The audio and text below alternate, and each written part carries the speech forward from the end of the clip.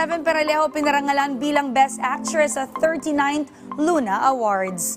Pinarangalan ng Film Academy of the Philippines itong Sabado ang mga bituin at talento na naghatid ng walang kapantay na performances sa kani-kanilang larangan sa naganap na 39th Luna Awards sa Quezon City.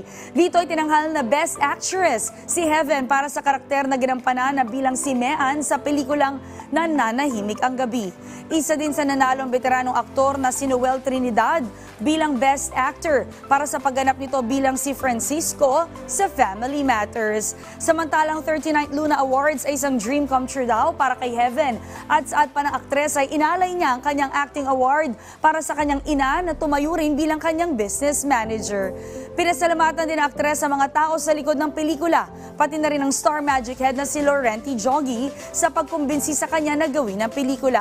Sa isang interview, pinaliwanag din ni Heaven na ang kanyang panalo ay hindi lamang para sa kanya kundi para rin sa lahat ng tao na tumulong sa kanya na matupad ang kanyang pangarap.